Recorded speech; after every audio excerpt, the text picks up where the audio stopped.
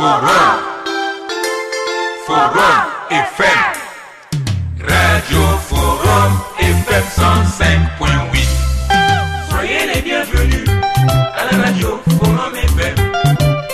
Nous vous remercions, nos auditrices et auditeurs. Radio des droits de l'homme au service des auditeurs. Radio Forum FM, accueille des hospitaliers. C'est votre chance et vous aime bien. Droits de l'homme, c'est votre radio. Soyez à l'écoute aux émissions de droits de l'homme. Bienvenue à toutes et à tous.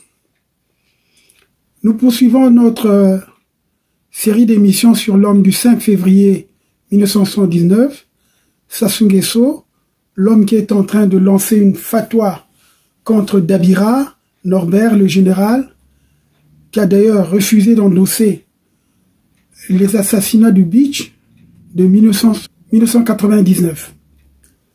Alors, nous poursuivons donc cette série d'émissions sur le 5 février 1979, c'est-à-dire de l'homme Sassou Nguesso.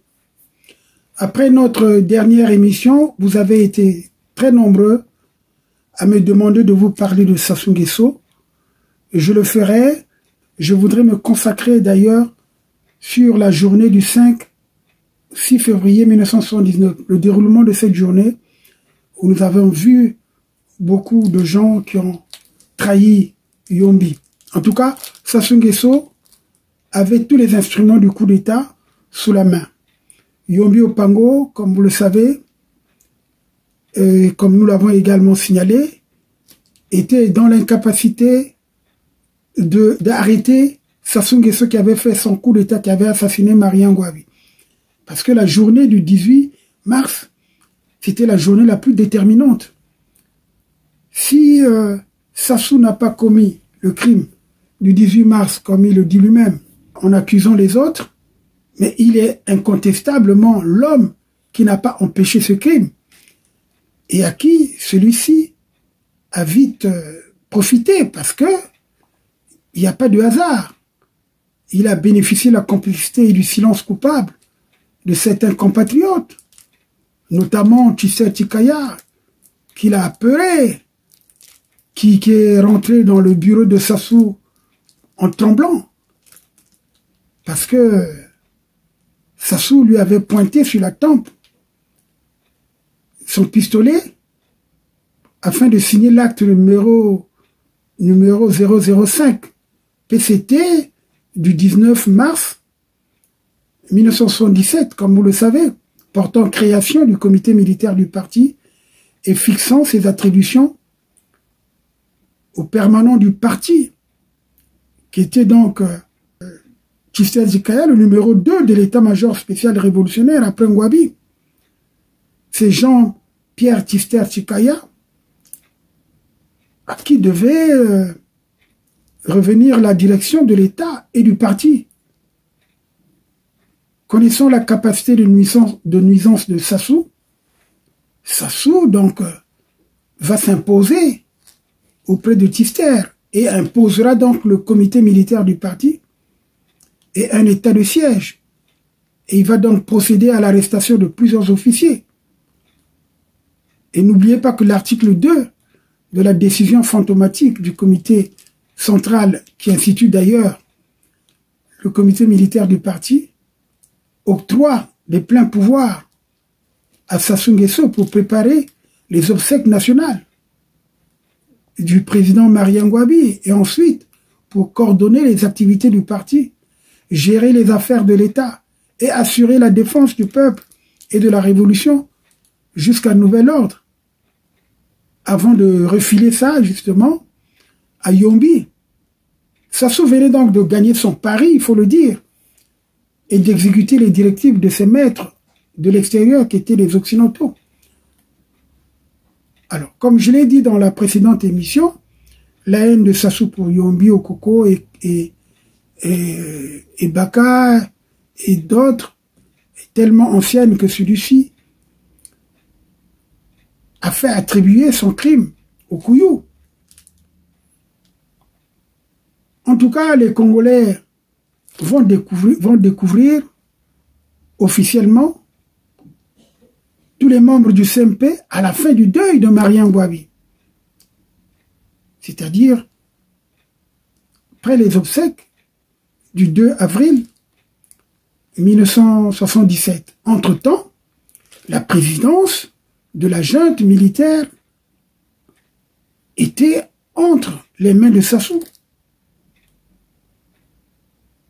Et nous avons dit précédemment que Sassou, dans son livre, que je vous présente toujours, ce livre, qui est un tissu de mensonges, nous allons revenir sur la prochaine émission pour vous faire un portrait réel de Sassou Nguesso, son parcours. Pourquoi dorénavant, je dois l'appeler Sasson Jean Denis, parce que nous l'avons vu dans un des arrêtés où il a été nommé instituteur adjoint stagiaire.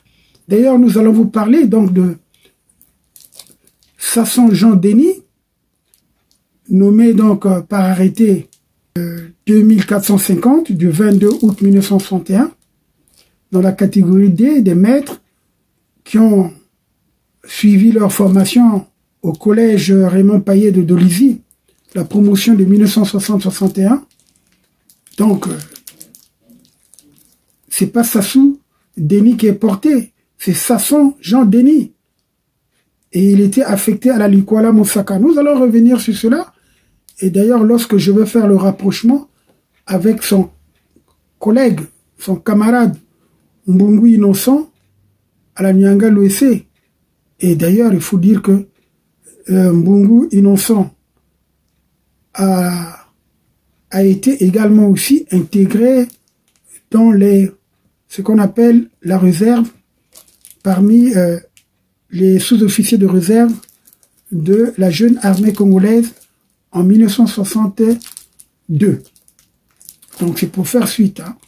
Bon, en tout cas, ce qui nous intéresse donc, février. Ce qui nous intéresse, c'est le 5 février 1979. Le 5 février 1979 démarre dans une frénétique agitation menée par les dirigeants de l'UGC contre le président du CMP, c'est-à-dire Joachim Yombi Opango. L'ouverture de cette session extraordinaire du comité central du PCT, dont la convocation avait pourtant été signée par le général président du CMP, vice-président Denis Sassou Nguesso, surprendra son aîné et chef hiérarchique. En effet, dès l'ouverture de cette session du comité central du PCT, le vice-président du comité central, camarade Denis Sassou Nguesso, obtiendra suite à un vote rapide et illégal l'interdiction pour le camarade Yombi Opango, président du CMP et président de la République, d'y participer sous le prétexte qu'il en avait été suspendu par feu Mariam Ngouabi, lui-même pour inconséquence idéologique. Mais il faut dire qu'il y a eu quelque chose qui s'est passé, que l'opinion n'a pas compris. Il y a eu donc Sassou Nguesso va bénéficier du concours de nombreux cadres de l'intérieur comme de l'extérieur pour réussir son coup du 5 février 1979. À l'intérieur, il y a eu les syndicalistes, Bokamba Yangouma, Jacques Bombet, Joseph Osebi, Oko et Sylvestre Bongo. Et ensuite, au niveau de l'UGC, il y a Gabriel Oba-Pounou, Sylvain Eba, etc. Il faut se dire aussi que Jean-Pierre Ngombe était surpris en tant que ministre de la Jeunesse. Il ne s'occupait pas tellement du fonctionnement de l'UGC parce qu'il était en même temps premier secrétaire du comité central de l'UGC. En tout cas, la session extraordinaire du comité central du PCT, qui va se tenir le 5 février 1979, qui va réhabiliter Yombi Opango, qui au cours du vote interne sera en deuxième position. Quelques voix mieux que Sassou qui n'occupera que la 3e place, parce que la première place sera occupée par Tissère Tikaya. Il est en bonne position, je pense qu'il avait eu 14 voix. Il va donc se désister en faveur de Sassou Nguesso. Il faut comprendre, bien avant cette élection interne, Tissère Tikaya avait été menacé et pointé d'une Ouzi par Sassou Nguesso. Et Sassou Nguesso, lorsqu'il est rentré dans cette salle, il avait une mallette où il avait une arme, bon, une arme importante comme l'Ouzi, parce qu'il faut la considérer comme ça. C'est un fusil mitrailleur. En fait, Tissère a toujours eu une peur bleue face à Sassou Nguesso. Comme je l'ai dit plus haut, lorsqu'il a signé le 18 mars 1977 l'acte que j'appellerais de capitulation. Donc, va également intervenir dans cette agitation du CMP le cas de Norbert Dabira en formation en URSS. Ce dernier, qui est allé en formation, aidera son ministre de la Défense, Sassou Nguesso, pour éviter un affrontement direct au sein du CMP. Norbert Dabira, qui deviendra d'ailleurs un léniniste après son passage à l'école du parti en RDA, au moment de la création du CMP, va rejoindre le camp de Sassou Nguesso. Ce dernier, qui a compris que la situation était critique, a débarqué à Brazzaville le 27 janvier 1979, c'est-à-dire une semaine pratiquement avant le 5 février. Ceci sans attendre le mot d'ordre de Sassou, qui avait caché son jeu contre Yombi.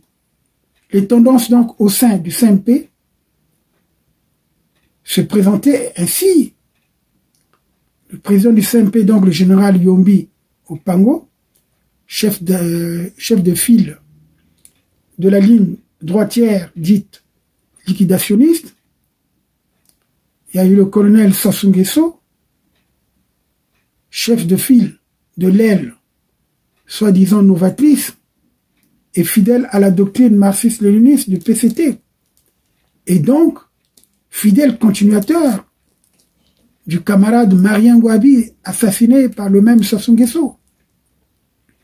Le choix de Norbert Dabira, un diawariste, était clair. Il était avec l'aile gauche du parti, c'est-à-dire l'aile que dirigeait Sassou Nguesso. Il faut noter que l'UGC était également divisé. Comme je l'ai dit, d'une part la tendance dirigée par Jean-Pierre Ngombe, favorable à Yombi Opango, et d'autre part celle entretenue par Oba Apounou, Michel Ngakala, Jean-Jacques Nicolas Mwenze, Sylvain Eba, et à côté il y avait également la CSC de Bokamba Yangouma, avec tout ce que je vous ai cité, les bombettes et autres. Alors, Dabira apportera donc son soutien à Sassou, alors qu'il n'était qu'en 3e année à l'Académie militaire politique Lénine, de l'URSS. Il sera par après, d'ailleurs, élu au comité central du PCT et sera affecté au centre d'instruction de Makola, dans la région de Kulou. Donc, parmi les milliers d'hommes de rang, de centaines d'encadreurs, sous-officiers et officiers, se trouvera Charles Richard Monjo, qui sera nommé plus tard chef d'état-major général et ministre de la Défense. Dabira, qui est aujourd'hui persécuté par Sassou, le moufti du Congo, qui vient de lui lancer une fatwa, a toujours commis cette injustice de ne pas considérer Norbert Dabira et de ne pas lui donner la promotion qui correspond justement à ses compétences. Parlons donc de cette condamnation à mort prononcée par Sassou Nguesso à l'encontre du général Norbert Dabira. Comme on se souvient du général Blaise Adoua, décédé le 14 mars 2013, et du colonel Marcel Sourou, décédé le 17 février 2017. On a cette vie, mais une seule radio. Une seule radio. Forum FM 105.8. Attachez vos ceintures. Attachez vos ceintures. Forum FM 105.8. Vous fait voyager. Maintenant. Ça devient passionnant. Forum FM 105.8. Donc, dans mon ouvrage L'autopsie d'un État totalitaire, crime génocidaire, je consacre un chapitre sur le profil de ce criminel et faussaire, c'est-à-dire Sassou Nguesso. Notre enquête de moralité sur ce personnage a été bien menée et que j'ai d'ailleurs fréquenté et bien connu de 1994 à 2014 avec une nette coupure de 10 ans, 2004 et 2014. Au moment où j'ai, en toute indépendance, occupé les fonctions de vice-président de la Commission nationale des droits de l'homme. Contrairement à certains ministres ou responsables aujourd'hui opposants à l'intérieur et à l'extérieur, je n'ai jamais occupé une position déterminante dans les secteurs de décision. J'ai par contre subi, comme tout le monde, la ruse du renard Sassou Nguesso, qui avait caché à tous le jeu du démon, chassé qui revient en force avec plusieurs esprits diaboliques pour tout dévaster. C'est pourquoi il est nécessaire que nous abordions de faire connaître la personnalité de Sassou Nguesso. Mais ça, ce sera pour la prochaine émission. Pour l'instant, nous vous parlons donc de Norbert Dabira. C'est parmi, il faut le dire, des personnalités qui ont pris rendez-vous avec l'histoire de notre pays, qui estiment que le pouvoir personnel de Sassou peut être sujet à certains désordres dans la société congolaise, notamment l'insécurité ou l'avenir des Moshi au pouvoir actuellement. Sassou n'a jamais eu de respect pour la liberté et la vie des autres. C'est ce que Norbert Dabira a peut-être compris lorsque j'ai parcouru ses mémoires intitulées « Le parvis de ma vie », les mémoires que je vous montre. Alors, donc le général Norbert Dabira, aujourd'hui, qui fait l'objet d'une fatwa, il est inspecteur général de l'armée. À l'époque des faits qui lui sont reprochés, les enlèvements et les disparitions de plus de 350 de nos concitoyens, avaient été interpellés en France, auditionnés, gardés à vue en mai 1999 et ensuite relaxés. Alors cette affaire a été cependant jugée au Congo en juillet et août 2005. Plus de 106 parties civiles se sont présentées. Comme il a écrit dans son ouvrage, le général Dabira dit que l'affaire du Buch est étrangère à lui, en tant que général, dans le fond comme dans la forme. Il regrette une chose, sa fonction, car la dimension politique de cette affaire empêche qu'il se défende comme un simple citoyen. Il ne sait pas de quoi on l'accuse, alors qu'une certaine opinion publique lit l'affaire des disparus du Buch à son nom, général Dabira. Donc, ce coup et blessure, il ne l'a jamais expliqué, à tel point que ses relations avec Sassou Nguesso se sont distendues. Il lui a adressé une lettre dans laquelle il demande qu'il ne change pas de constitution en 2015. Avant de l'envoyer d'ailleurs, il m'avait fait venir, on l'a lu. Et j'en ai parlé, même dans mon ouvrage, pour dire que le général Dabira, lorsqu'il a été arrêté pour soi-disant tentative de coup d'État, qu'il a nié, moi je me suis dit c'était une machination. Il fallait que Sassou corrige le général Dabira. Donc, le général Dabira a toujours été menacé de mort. Vous l'avez vu, il a été obligé au cours de ce procès, menacé de mort et gardé quelques heures avant l'audience. Il a été obligé donc d'obéir aux injonctions du pouvoir. Le constat a été même clair. Dabira, l'un des officiers pourtant brillants de sa génération a été d'une médiocrité, incapable de construire des belles phrases.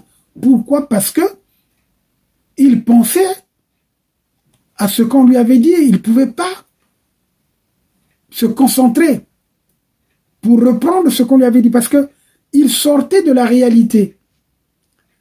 Les observateurs les plus avertis, d'ailleurs, avaient compris qu'il y avait une épée de Damoclès sur la tête de Dabira. Si Dabira s'était éloigné de la volonté du pouvoir, il aurait pu subir le même sort qu'Adoua, Avoukou et Nsuru en prison. Il a écopé 5 ans. C'était parce que il a respecté, en fait, le cirque du procès concernant Dabira. Vous avez vu ce qui s'est passé. En tout cas, aujourd'hui, nous disons que Dabira est menacé. Il a fait certaines révélations dans ses mémoires qu'il a publiées, le parvis de ma vie, que je vous conseille peut-être de vous procurer, parce que là, comme il le dit lui-même, après la guerre civile du 5 juin 1997 à Brazzaville, il a été promu au poste d'inspecteur général des armées, mais à la 2e section, au grade de général de division, il fut nommé au commissaire à la réinsertion des ex-combattants avec rang et prérogatives de ministre délégué, puis relevé 4 ans plus tard. Alors, il reste aujourd'hui officier général de 2e rang, comme on dit. Et là, par surprise, nous apprenons que Sassou veut sa tête. Nous allons peut-être nous limiter là. Mais pourquoi ne pas continuer pour parler de Sassou Nguesso? Parce que c'est normal aussi de parler de Sassou Nguesso. Parce que je vous avais promis qu'il fallait qu'on parle de Sassou, le véritable anzimiste. Son autobiographie, publiée dans son livre, que nous avons toujours, livre de référence, que je vous présente toujours, Denis Sassou Nguesso, a bien romancé son autobiographie, cousue de contre-vérités.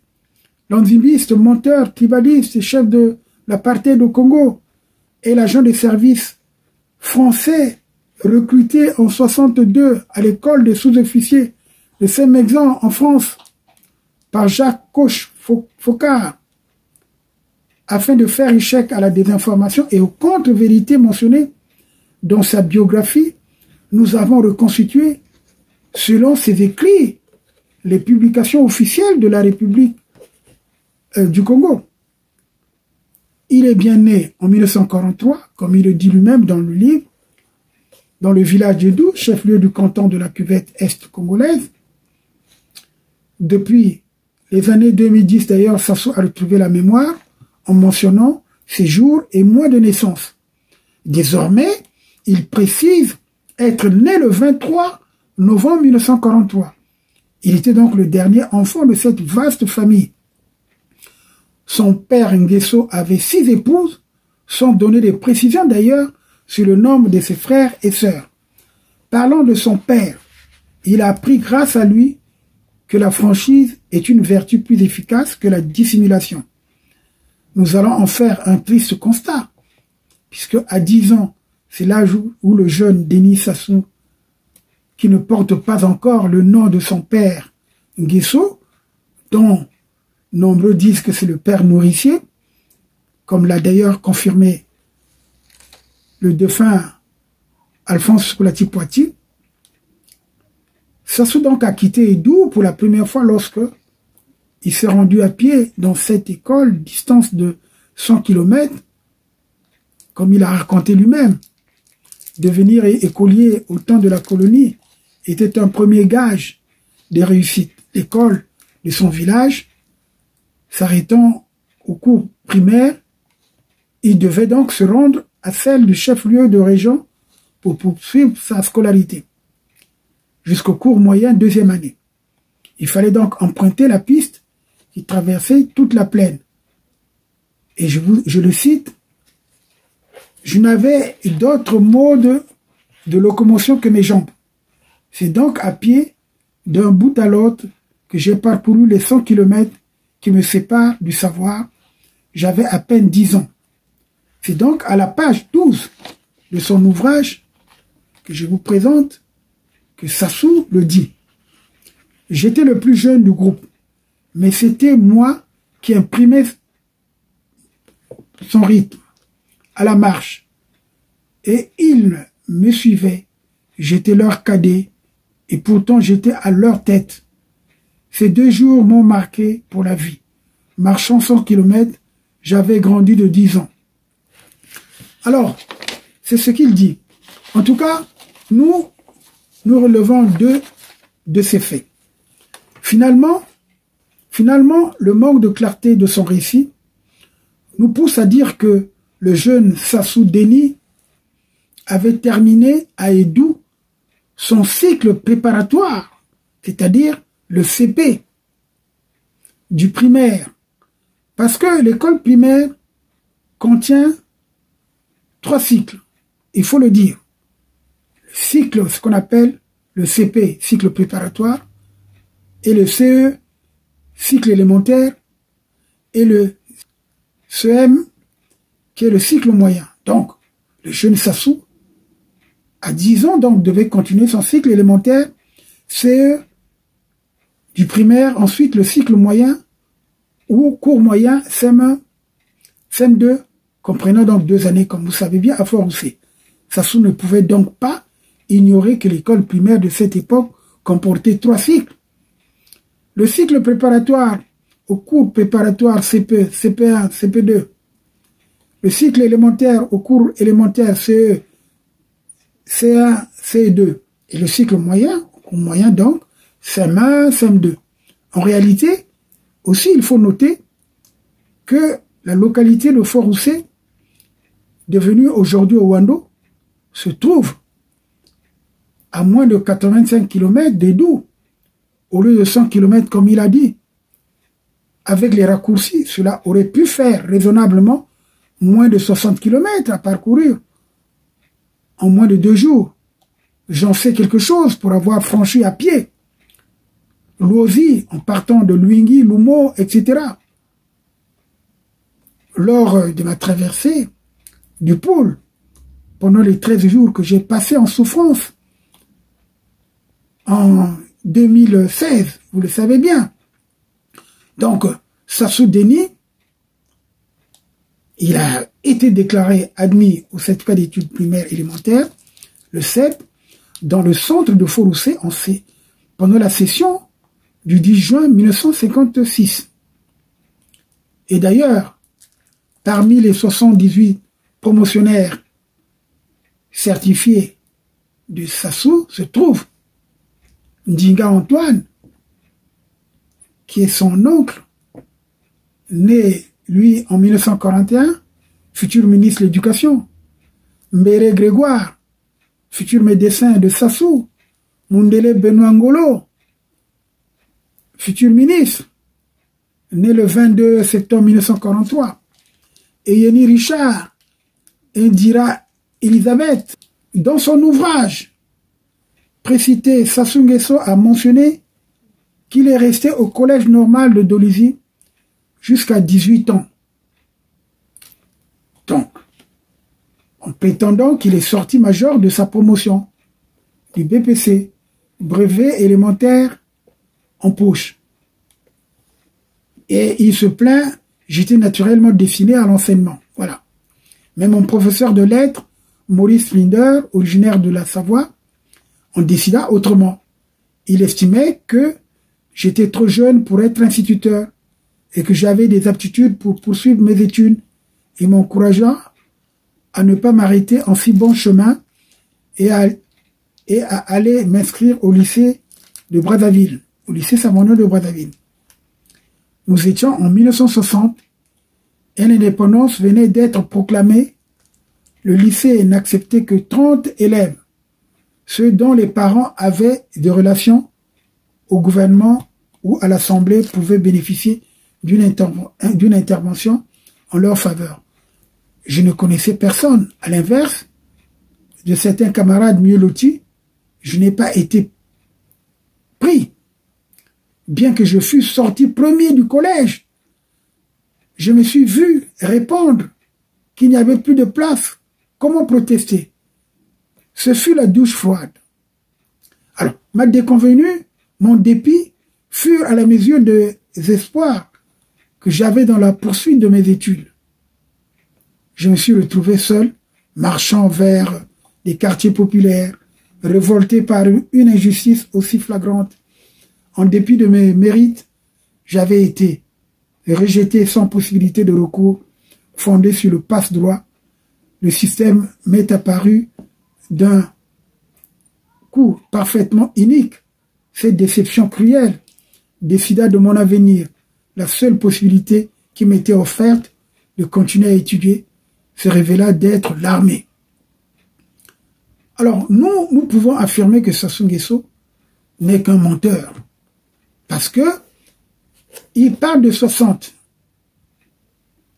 Sa première affectation que nous avons parlé, que nous vous présentons à l'écran, comme ancien élève du collège Raymond Paillet de Dolisie, promotion 1960-61, en qualité d'instituteur adjoint stagiaire, a été affecté par arrêté numéro 3450 du 22 août 1961, publié par le gouvernement de Fulbert Youlou. Donc, on peut noter sur cette liste Laurent Barros, qui sera affecté au Niari, avant de devenir journaliste à la Voix de la Révolution. Il y a également Nkunkuma Samba, un ami de Sassou, affecté au Pôle. Et d'ailleurs, lors des événements de 98, Sassou vraiment s'est lamenté, a pleuré son ami Nkunkuma Samba qui était assassiné vers Kinkala. Plus remarquable, Mbungu Innocent, qui sera affecté à la Nyanga Louessé. Or, ce Mbungu Innocent sera promu avec Sassou Nguesso à titre définitif au grade de sous-lieutenant de réserve contingent 1961 pour prendre rang le 1er juillet 1962 dans le décret numéro 6282 du 15 juin 1962 portant promotion d'officier de réserve armée de terre, signé par le président Fulbert Youlou, chef du gouvernement, ministre de la Défense. Il faut noter qu'entre-temps, Mbungu Innocent devient Mbungu Goma Innocent. Et Sasson Jean Denis devient tout simplement Sassou Denis. Comment Sassou général d'armée peut-il mentir à ce point? À l'époque, dans le territoire français du Moyen Congo, devenu indépendant le 15 août 1960, les choses se passaient comme en France, la métropole. Ceci sans discrimination et sans coup de pouce. L'entrée au lycée était automatique, surtout lorsqu'on était brillant et premier du collège pour le BPC. Quel grossier mensonge! L'enseignement était pourtant supervisé par l'ancienne métropole, même si on a eu l'indépendance, c'est-à-dire la France. Sassou peut-il nous prouver que les gens de sa génération qui ont fait le lycée et l'université avaient des parents censés avoir des relations avec les membres du gouvernement ou de l'Assemblée qui ont été pistonnés pour accéder au lycée? En tout cas, Sassou n'est qu'un menteur, un complexé. Il a commencé à ruminer sa haine très tôt au regard de son inconduite actuelle, peu respectueuse de nos traditions, de solidarité, des normes et des valeurs d'une société démocratique. À cette époque, d'ailleurs, l'entrée au lycée pour les élèves se déroulait sans problème et les établissements étaient rattachés à l'Académie de Nantes ou de Bordeaux pour le Moyen-Congo, ancien territoire français. Il n'y avait pas de quota, comme il le prétend. Moi, je pense que Sassou, il y a quelque chose qui ne va pas. C'est ce complexe-là qui l'anime à faire n'importe quoi, qui le pousse d'ailleurs à faire n'importe quoi dans notre pays. Nous allons revenir sur son problème puisque nous sommes dans la série de l'homme du 5 février 1979. Nous allons continuer Et là, nous insistons, nous disons que Sassou vient de lancer une fatwa contre le général Norbert Dabira, qui a refusé d'endosser les assassinats du Beach en 1999. Nous allons revenir sur cette affaire. Nous vous faisons passer, d'ailleurs, ce que Dabira a toujours dit, parce qu'il a publié quand même cet ouvrage que je vous ai présenté, qui parle de ça. En tout cas, je vous remercie pour aujourd'hui. Je vous souhaite un très bon week-end. Bon, bah c'est pas tout ça où j'en étais, moi.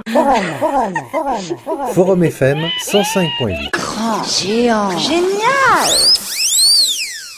La démocratie en tant qu'idéal vise essentiellement à préserver et promouvoir la dignité et les droits fondamentaux de l'individu, à assurer la justice sociale, à favoriser le développement économique et social de la collectivité, à renforcer la cohésion de la société ainsi que la tranquillité nationale et à créer un climat propice à la paix internationale.